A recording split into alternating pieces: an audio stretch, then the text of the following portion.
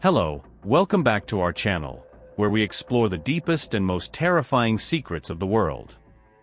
Today, we have content that will chill even the bravest souls. We delve into true and supernatural stories about the threshold, reports of sinister shadows and malevolent presences, stories of spirits that dwell there, and paranormal encounters that defy all logical explanation. Prepare to hear accounts that will stir your mind and your heart. From visions of spectral figures to terrifying premonitions, these episodes will make you question everything you think you know about life and death. Stories that will make you ponder what exists beyond. Watch and draw your own conclusions. Warning: these stories are real and reported by a medium. They can affect the minds of sensitive persons. They were submitted by viewers. If you have a story to tell, send it to us below. My name is Theo. I am a renowned medium with a rare and terrifying gift. I can communicate with spirits inhabiting the threshold, that dark and feared dimension where suffering souls atone for their pains and regrets. From a young age, I realized I was different. The voices I heard, the visions I had, were not figments of my imagination, but the result of deep contact with the beyond. Over the years, my connection to the spirit world has grown stronger, and I have become a bridge between the living and the departed. The stories I bring from the threshold are so frightening that they even shake the most skeptical. I have witnessed and heard reports and impressive details about the experiences of the tormented souls that wander there, malevolent spirits full of hate, with distorted faces, fiery red eyes, and still bound to the shadows of their past lives. Each encounter with these entities is a journey into the unknown, where I explore the darkest corners of the threshold. I will share these stories with a clarity and intensity that will make you question your own reality and plunge you into a psychological terror that challenges the mind. The story I have lived and will never forget is that of Hans. I will ask him to tell it to you. Report 1. My name is Hans, and today I share with you a terrifying and enlightening experience. Something I could never have imagined experiencing. I passed away a few years ago, and since then, I have been wandering through the threshold, a dark place where tormented spirits endure their worst nightmares. What makes this story even more horrifying is that I recently received visits from a medium, someone capable of communicating with the spirits that inhabit this place of pain and despair. He revealed things to me that I had never seen before, stories of spirits full of hatred, pure malice, with distorted faces, glowing red eyes, and the terrifying presence of demons that even here manage to spread fear and pain. When I realized that I had died, disorientation overwhelmed me. Everything around me was gray, cold, and damp. A dense fog hindered my sight and created a suffocating atmosphere. I felt cold, hunger, and thirst, even though I knew my physical body no longer existed. It was as if my spirit was still tied to the material needs of earthly life. The environment was desolate. Lifeless, withered trees adorned the landscape, and the sparse vegetation intensified the feeling of despair and abandonment. I wandered on muddy paths, often aimlessly, and frequently encountered other spirits as lost as I was. The first town I found in the threshold seemed like a distorted reflection of an earthly town. The buildings were gloomy, poorly maintained, and it seemed that every corner had a horror story waiting to be told. In this town, I began to notice the presence of evil spirits. They were entities with a dense aura, their bodies twisted and their faces deformed by the hatred they carried. Their eyes, red and glowing, seemed to penetrate the soul of anyone who dared cross their path. These spirits grouped together, roaming the streets in search of others to torment. The medium who visited me explained that many of these spirits were former torturers, murderers, or people who, in life, had nourished so much resentment and violence that even after death, they continued to propagate this negative energy. He told me about Otto, a spirit who, in life, was a cruel leader of a paramilitary group. Otto now wandered the threshold with a deformed face, with eyes so red they seemed to bleed. He led a group of equally malevolent spirits, who enjoyed capturing and torturing other disoriented spirits, in a twisted quest for power to dominate this spiritual hell. But it was not only Otto who terrorized the threshold. The medium also spoke of demons, beings not of this world, but who found in the threshold a portal to feed on the fear and suffering of others. They were demonic beings with horns and sharp teeth, their bodies shrouded in shadows, always lurking, ready to pounce on any weak or vulnerable spirit. The stories the medium told were hair-raising, and with each new revelation, the darkness around me seemed to thicken, as if these beings were always nearby watching. One day, on one of my aimless walks, I found a large, old and imposing mansion, now in ruins. I felt a disturbing energy coming from within, and there I had one of the most terrifying experiences. Inside, the atmosphere was icy, the walls were covered with soot, and the smell of decay was almost unbearable. Suddenly, I heard voices whispering my name, calling me to a room at the end of the corridor. When I entered, I saw a group of spirits sitting in a circle, their faces contorted in expressions of pain and madness. In the center, an entity, apparently the leader, stared at me with his blazing eyes. He smiled sinisterly and said, "You will never leave here, Hans. This will be your home for all eternity." I tried to run, but my legs did not respond. Panic seized me as the walls seemed to close in around me. Suddenly, I felt a cold hand on my shoulder, and when I turned around, I saw the medium who was visiting me. He told me he was there to help, but that I would need to fight against these evil spirits, or else I would become just another prisoner of that mansion. With all my strength, I began to pray, asking for protection and strength to resist this evil. To my surprise, the spirits began to scream and writhe as if they were being burned by an invisible force. The medium then pulled me out of the room, and together we ran through the mansion to the exit. When we finally managed to escape, I looked back and saw the mansion collapse, swallowed by the shadows. We were safe, but the medium warned me, "Hans, this battle is far from over. The evil spirits are still out there, and they will return." Since then, I have lived with a shadow over my shoulders, knowing that these evil spirits could find me again at any time. The threshold is a place of horror, where evil takes indescribable forms, and the only way out is to find the light within oneself. But even then, the fear of being captured by these tormented spirits or the demons that roam these lands never leaves me. The story I have told you is just a fraction of what I experience every day. What frightens me the most is knowing that I may never fully escape the threshold, even with all my struggle. The presence of the evil spirits, with their red eyes and corrupted souls, constantly reminds me that evil is always lurking, ready to pull us back into the darkness. And now, as I finish recounting this experience, I feel a chill. The wind around me has grown colder, and in the forming fog, I see shadows moving. Am I truly safe, or have the spirits finally found me again? Unfortunately, the answer may only be revealed by time. Report 2. My name is Hans. I remember the story that Theo told me about this place and the secrets that occur here. I will share a story that did not happen to me. Theo always knew that his mission as a medium would not be easy, but nothing prepared him for what he found in the Umbral on a cold November evening. At that time, he was summoned by a tormented soul, a woman who had lost herself in a spiral of vices and decadence during her earthly life. Her name was Greta, and she was a prominent figure in society, known for her extravagant lifestyle and the deep sadness she carried. Theo sensed Greta's presence before he even entered the Umbral. The air around him seemed thicker, as if something invisible was trying to suffocate him. He was accustomed to the heavy energy of the Umbral, but this night was different. Something exceptionally sinister was lurking.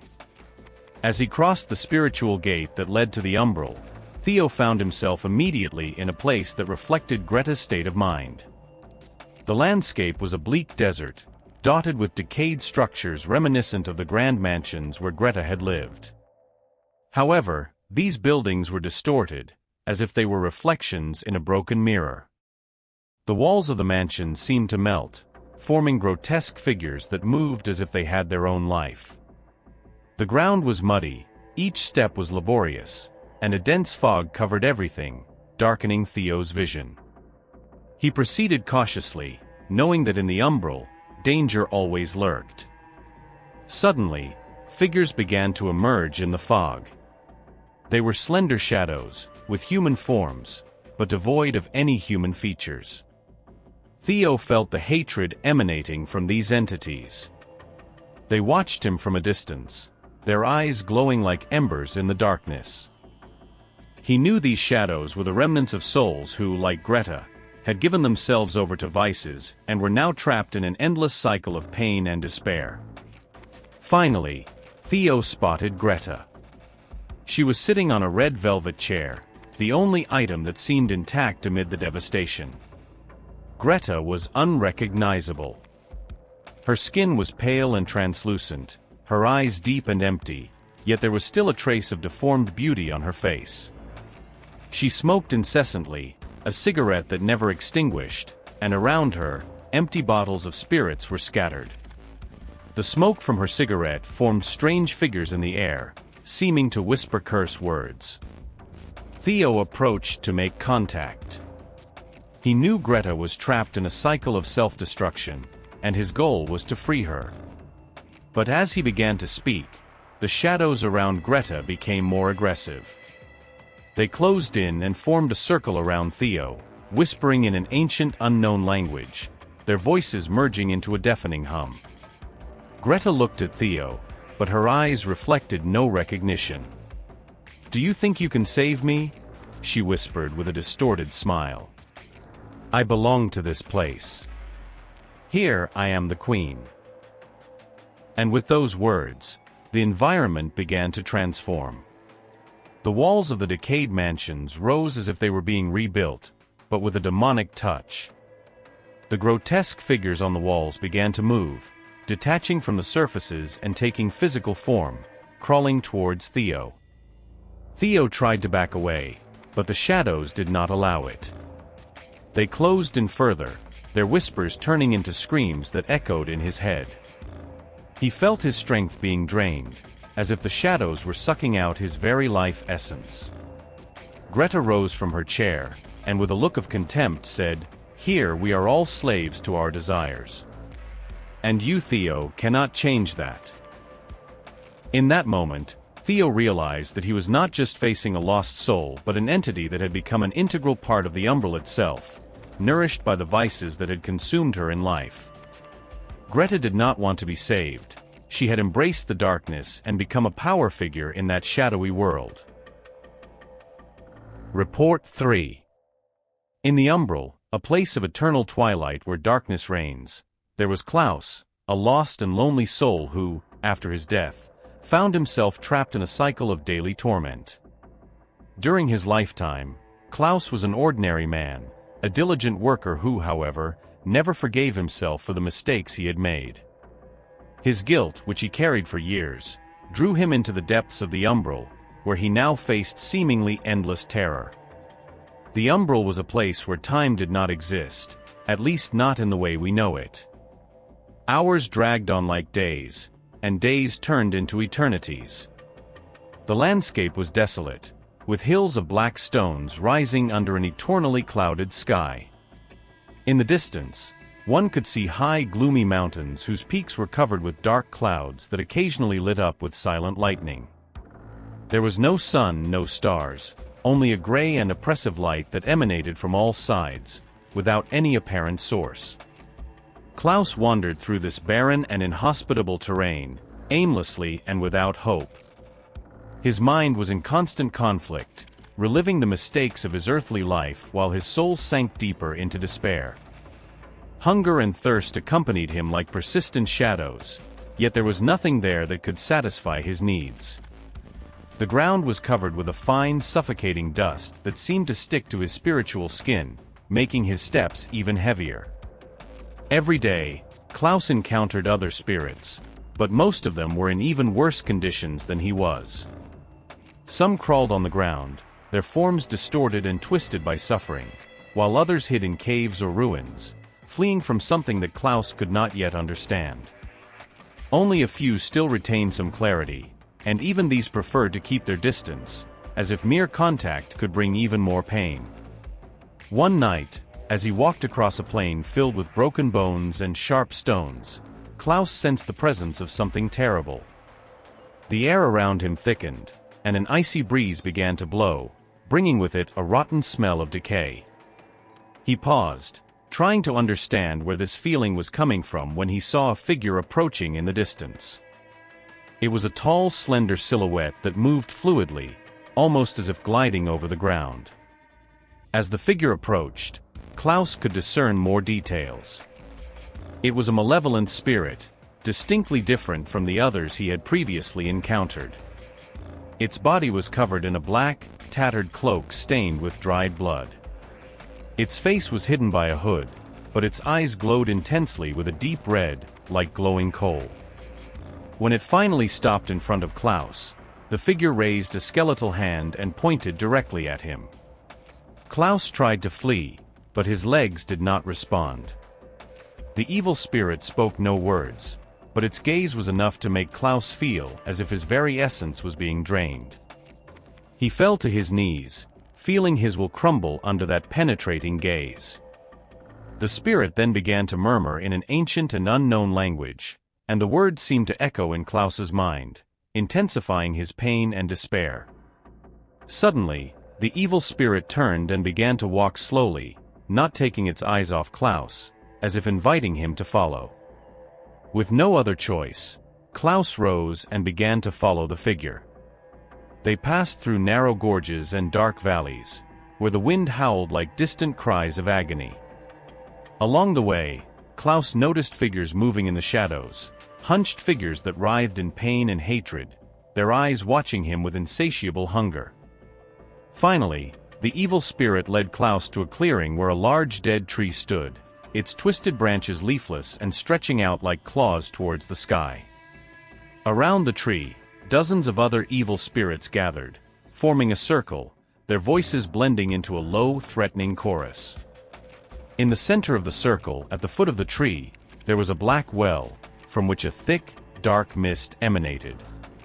Klaus was pushed into the circle, and the spirits began to move around him, their voices increasing in intensity.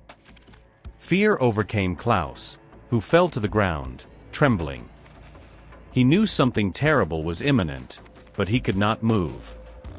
The evil spirit that had brought him there approached the well and stretched out its hands over it, murmuring unintelligible words.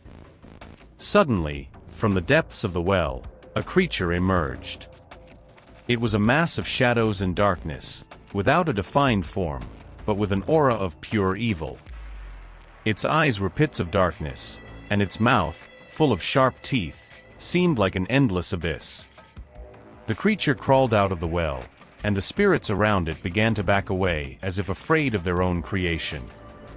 The creature, which seemed to be the embodiment of absolute evil, directed its gaze at Klaus. He felt as if his soul was being torn apart, and an unbearable pain coursed through his entire being. The creature approached slowly, and Klaus, now completely paralyzed by terror, could only watch as the darkness engulfed him. As the creature was about to touch him, he heard a distant scream, like a lost echo in time. Soudain, Klaus awoke. He was back in the same place where he had encountered the evil spirit, but the figure and the creature had disappeared. He was alone again, but the pain and fear were still present. Klaus realized that, at that moment, something within him had changed. He was no longer the same, and the Umbral had. Report 4. My name is Rodrigo.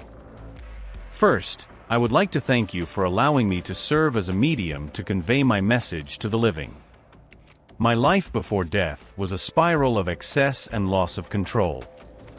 I was a man of many vices, believing life to be an endless party. I drank too much, used drugs, and had superficial relationships. I worked as a businessman and always placed money and power above all else. I thought I could buy anything, including happiness. My family tried countless times to help me, but I repeatedly pushed them away, not wanting to hear their concerns. My mother cried every night, praying for me to change, but I just laughed at her prayers. For me, success was measured by the number of parties I attended and the luxury I displayed. I had no true friends, they were all around me only for what I could offer. Then came the day when everything collapsed. My body could no longer withstand the constant abuse, and I suffered a fatal heart attack. I remember seeing the desperate faces around me as my vision darkened, but what came afterward was much worse.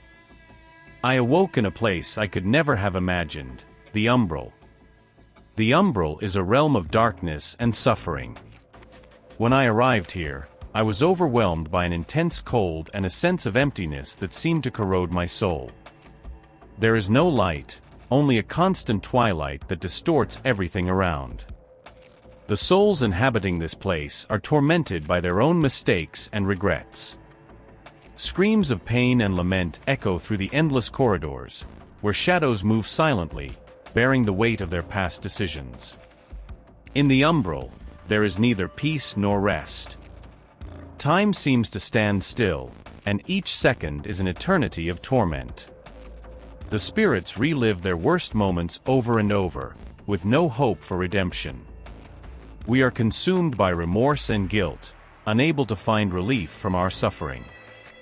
I remember all the times I refused my family's help, all the times I put my selfish desires above the well-being of others. Here, there are no masks or lies to hide who we truly are. All my mistakes, all my weaknesses are exposed and relentlessly haunt me. I see the faces of the people I hurt, hear their accusing voices, and the pain of knowing that I cannot undo what I've done is unbearable. I try to scream, but my voice is lost in the darkness, just like my hopes for forgiveness. The other spirits I meet are as tormented or even more so than I am. Some are trapped in endless cycles of violence and despair, others simply wander aimlessly, lost in their own nightmares.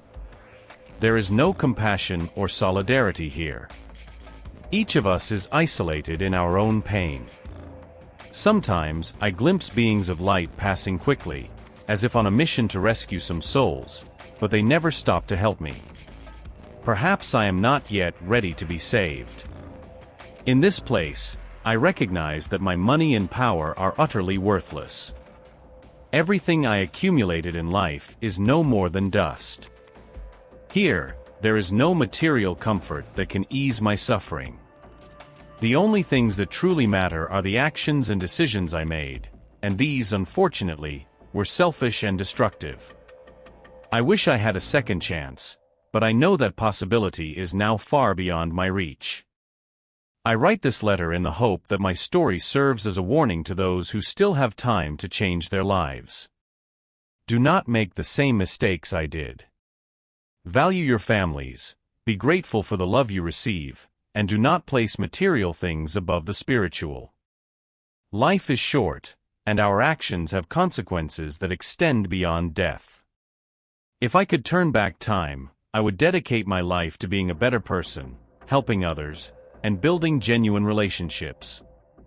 The Umbral is a place of painful learning, but I hope that my experience can prevent others from falling into the same abyss. Remember that true wealth lies in good deeds and the love we share. Take good care of your life, for it is the most precious possession you have. And when the final hour strikes, may you depart in peace, knowing that you did the best you could. With deep sadness and regret, Rodrigo.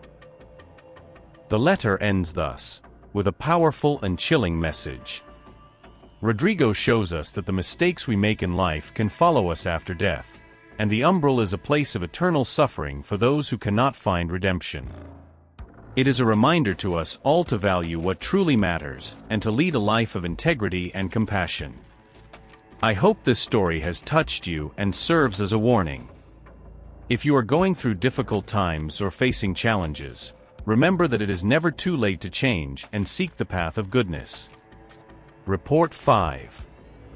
Joaquim was a man who weighed over 660 pounds. His story is not just a tale of morbid obesity, but a deep reflection on how life choices and behaviors can shape not just our bodies but also our souls. Joaquim lived in a small town in the interior of Germany, where from childhood, he was already overweight. With absent parents and a dysfunctional family, he found solace in food for his frustrations and sorrows. Every rejection, every disappointment, and every difficulty was compensated for with yet another helping of food. During his teenage years, Joaquim was already known in town for his size. His schoolmates avoided him, and he, in turn, used food to fill the void left by the lack of friends and affection. Food was his constant companion, his comfort in moments of pain and loneliness.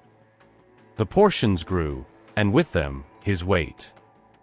He became increasingly isolated, sinking into his own loneliness, surrounded by an inner darkness that grew along with his body. As an adult, Joaquim was unable to work. His movements were limited, and the simple task of getting out of bed was a daily challenge. He lived on social benefits and the help of his mother, the only person who remained by his side. She fed him, cleaned him, and took care of all his needs. Even so, Joaquim treated her with ingratitude, blaming her for his condition. Bitterness and resentment took hold of his heart, fueling a cycle of self-destruction. The vicious cycle of eating to fill the emotional void continued. With every meal, with every piece of food, Joaquim sank deeper into his own prison of flesh. His small, stuffy room was always filled with food packaging and meal leftovers. The bed, reinforced to support his weight, was the center of his world. He rarely left the house, and when he did, it was in a reinforced wheelchair, pushed by his mother. The walls of his room, once white, were now stained a dirty yellow, permeated by the smell of rotten food and sweat. Joaquim knew his body was deteriorating. He constantly felt pain, had difficulty breathing, and his heart showed signs of fatigue. The nights were especially hard when nightmares tormented him. He dreamed of shadows surrounding him, whispering words of condemnation in unknown languages. Yet, the compulsion for food was stronger. On a particularly difficult day, after a violent argument with his mother, he ate non-stop until he lost consciousness. He was found dead the next morning, his lifeless body mingled with the remnants of food and the leftovers of a wasted life. His death, however, was not the end of his story. Upon waking up, Joaquim found himself in a dark, foul-smelling place, mired in mud that seemed sticky, almost alive, pulling him down with every step. He was in the Umbral, a dense and negative spiritual region destined for those who carry low and heavy vibrations. In the Umbral, he felt an overwhelming hunger, a desperate and omnipresent hunger that was never satisfied. His body, now an eternal prison, continued to trap him in a cycle of torment.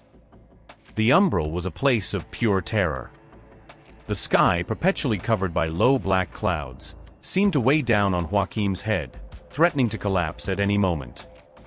There was no sun, no moon, no stars, only suffocating darkness.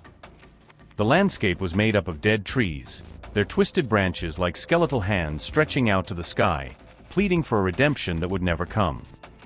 The ground was made of black, sticky mud, which trapped his feet with each step, as if the very soil wanted to swallow him. The tormented souls inhabiting the Umbral were deformed, reflecting the weight of their guilt and regrets. Joaquim saw beings with twisted bodies and disfigured faces, their eyes empty and lifeless. They wandered through the gloomy terrain, moaning in pain and despair. The air was permeated with a putrid smell, a mix of rotting flesh and sulfur, which burned his lungs with every breath. He knew he was in hell but could not imagine that it was a hell created by himself, the result of his life choices and attitudes. In this place, Joaquim reflected on his life. He remembered the times he blamed God for his condition, the countless meals he used as revenge against the world, and the ingratitude with which he treated his mother. The weight of his actions and the density of his negative thoughts kept him trapped in the Umbral. The hunger he felt in the Umbral was different. It was not just a physical hunger but a hunger of the soul, for redemption, for peace. But in this place, there was no redemption. Only a growing void, an endless pain. As he wandered through the Umbral, Joachim encountered other beings. Some had been there for centuries, trapped in their own torments. Others, like him, were newcomers, trying to understand what they had done to deserve such a fate. He saw souls who, in life, had been tyrants, selfish, cruel. Each of them bore the weight of their actions, materialized in rusty chains that dragged them across the ground, or in open wounds that never healed. Pain was a constant companion, a reminder that the guilt was theirs and no one else's. Joachim began to realize that the Umbral was not divine punishment, but a natural consequence of his choices. It was a reflection of his own mind, his own thoughts and attitudes. He understood that to escape from there, he would need to truly change, to learn to forgive and to forgive himself, to love and to be grateful. But this realization brought with it a new wave of despair. How could he change when everything around him seemed designed to pull him even further down? Joachim's journey in the Umbral was a deeper and deeper descent into the abyss of his own soul. Every day, he faced his own demons, his own guilt, but the hunger that consumed him never diminished. It burned in his stomach like an eternal fire, a flame that devoured him from the inside, fueled by his regrets and remorse. One day, while wandering through an especially dark part of the Umbral, Joachim heard whispers in the distance. The voices came from all sides, converging on him, echoing in his mind. "You will never leave here, Joachim. You are condemned forever. There is no hope for you." The words pierced his spirit like sharp blades, leaving him in despair. He fell to his knees in the mud, his hands trembling, as tears of despair rolled down his face. But the voices did not stop, they only became louder, more unbearable. Desperate, Joachim tried to flee, but the Umbral seemed to close around him. The mud now moved as if it had a life of its own, rising up his legs, trying to pull him down. He screamed for help, but he knew there was no one who could hear him. He was alone, lost forever in a world of his own creation. The hunger continued to burn inside him, and in a moment of weakness, Joachim gave in to the only solution that seemed to remain.